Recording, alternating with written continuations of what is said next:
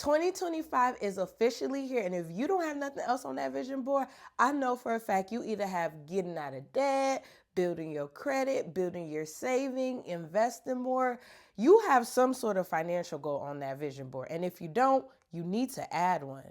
Whatever your financial goals would be, I want to make sure you have the tools to be successful. So this video specifically is going to talk about the mindset shift, the tools, and the steps you need to take to make sure you are successful in achieving all of your financial goals, whatever they may be.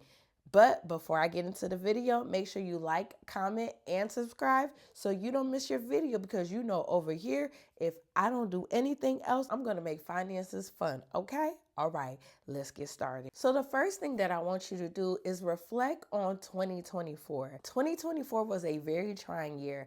I feel like it was an emotional shift year. Like, a lot of us were going through a change. A lot of us turned 30 this year. A lot of us was just dealing with a lot. I know for me personally, I got out of the Navy. I moved to a new state with no family. It was just a lot going on in 2024. And to be honest, it was really hard for me to focus on my financial goals. And while I was able to complete a lot of things, there were also a lot of things I was just not able to complete. So you need to take a moment and just reflect on your wins and your lows for 2024. What were the things that you were able to accomplish in 2024? What were the things that worked well for you? What helped you succeed in the goals you were able to accomplish, especially when it came to your finances? Were you able to achieve a savings goal that you had?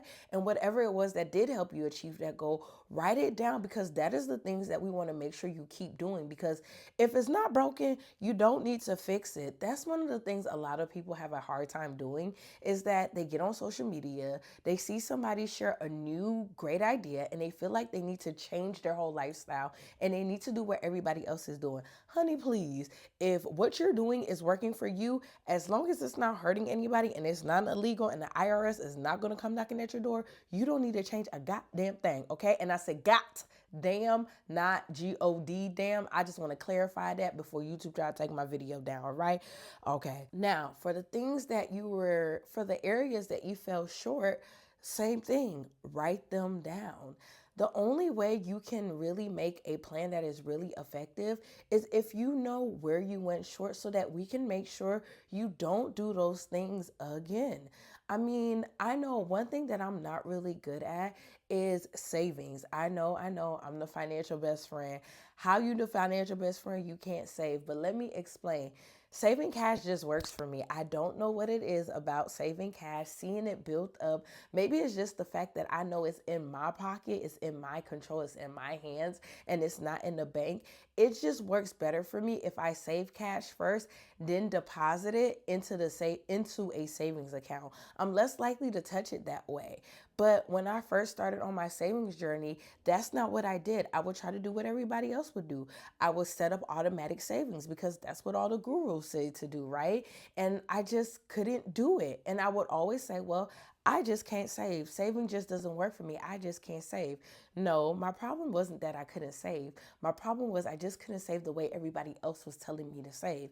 So take a moment and write the things down that didn't work for you, so that maybe we can work together and figure out what it is that you need to do to find another way so that you are successful in achieving your financial goals, whatever they may be. For the things that you weren't able to accomplish, it's a new year. Let it go. We do not have time to cry over spoiled milk unless you're breastfeeding, because that's a different story. But let it go. We spend so much time being upset about shit we can't change. I did just curse. Dang. We can't do anything about it. So why are you spending so much time being upset? I have a rule. If it's not something major, you have 24 hours to be upset about it, and then baby, we got to move on. So when it comes to your financial pitfalls, 24 hours, be upset, move on, create a plan. What do you need to do better? We need to move on, okay? All right. And the last thing you need to do, What are some beliefs that you have about money that are holding you back? This is a major thing, especially financial trauma. A major one that a lot of people in minority communities have is that money is the root to all evil. And you will be surprised how something as simple as that keeps you constantly doing the things that you know you have no business doing, because it makes you feel like you're going against the system, right? That you're not falling into the hole of committing a financial sin because the devil is making you spend all your money. No, girl. That is you. The love of money is the root to all evil, because if you love money so much, that means there is nothing you won't do. That means there is no level that you won't stoop to get the money. That is why that is an issue. Whatever your limiting beliefs is when it comes to money, let it go. Write it down, burn it, write it on a plate, break it, write it down so you know what it is. And if you're not really sure what limiting beliefs around money is, or financial trauma, I could do a video on that on its own. Comment below, let me know, and I could touch on it. Cause that's a whole nother thing, okay? But yeah. Moving along to 2025, for your financial goals, I want you to be specific. I don't want you to just be like, I want to save money. I don't even want you to be like, I want you to save $10,000. I need you to be specific. I want to save $10,000 by December 31st, 2025, right? Now, when you have your official goal, break your goal down. What does that look like? How much money do you have to save every month? How much money do you have to save every quarter? How much money do you have to save every semester?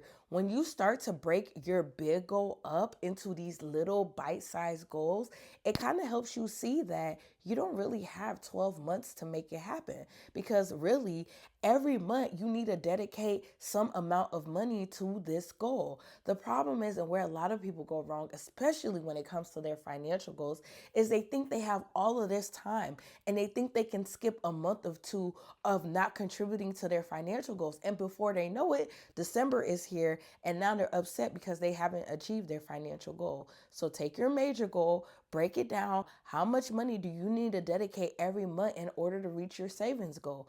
How much money do you need to dedicate every month towards debt to pay off the amount of debt you said you were going to pay off? How much money do you need to invest every month in order to reach the amount of money you said you were going to invest in the year?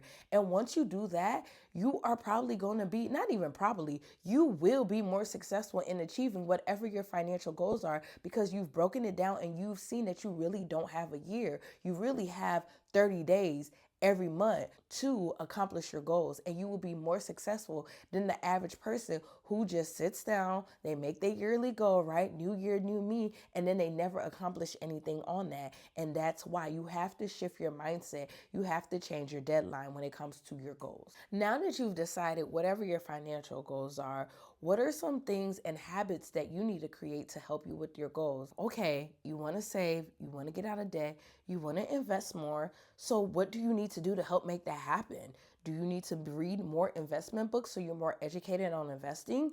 Do you need to sit down and do a budget so you know how much money it is that you have left over after you do your expenses, so you know how much money it is that you have saved? Do you need to sit down and learn about the different debt payoff strategies that there are out there so that you decide what works for you, so that you can create a debt payoff plan that works for you? You need to create a roadmap to accomplish your goals. Again, I know this is like, wow, I never really sat down and thought about how in depth it is. I just come up with my vision board, but I want you guys to start thinking past your vision board, especially when it comes to your financial goals. And everything that I'm saying, it doesn't just stop at your financial goals.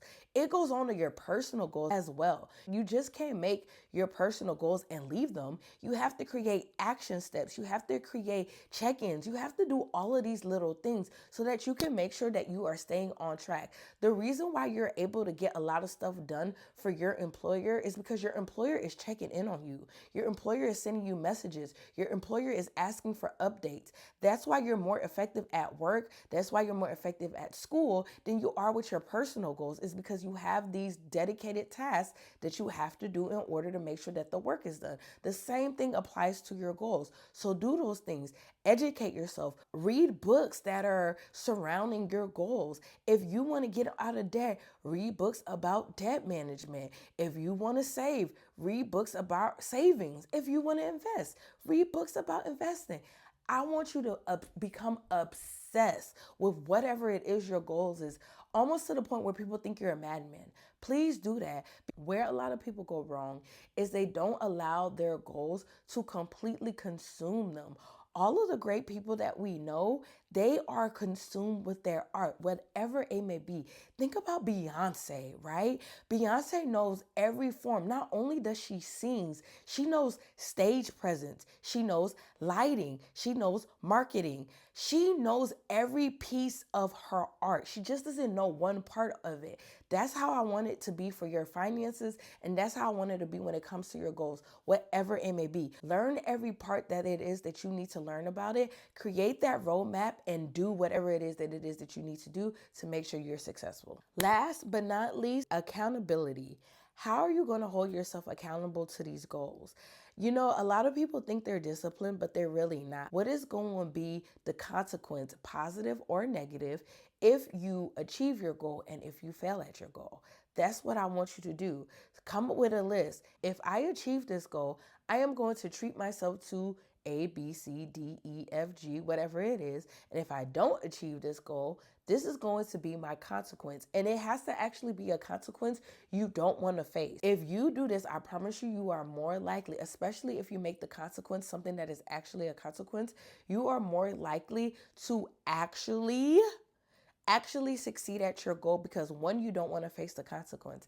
Think about you speeding, right? I know it. We all speed. I do it too, right? But after you get that first speeding ticket, the next time you go down that street, you be like, oh no, the police down here don't play. Whole time, it's not that the police don't play. You was just doing too much speeding down the street. They've held you accountable. They've made you obey the law that has always been a law in the first place, because there was a consequence to your action, to your inability to follow the law that has always been in place. The same thing applies to your goals. There has to be a consequence, positive or negative, to whatever it is your goals are, so that you're more likely to accomplish them and do what it is that you want to do. And not only that, you're more likely to be successful, right?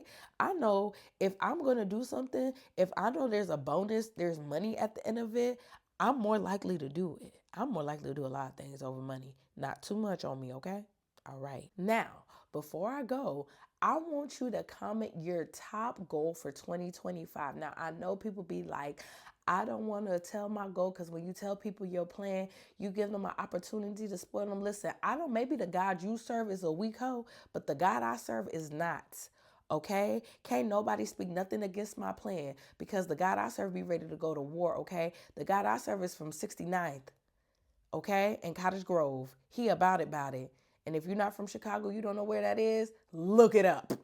Look it up, okay? So go ahead and comment your top financial goal for 2025 in the comment section. And if there's anything that I can do, any information I can give you pertaining to that goal, let me know so that I can help you, or I can create content that'll help you be more successful in achieving your financial goals for 2025. If anything, I am dedicated to seeing you win. If you don't have a financial best friend, know that I'm your financial best friend, okay?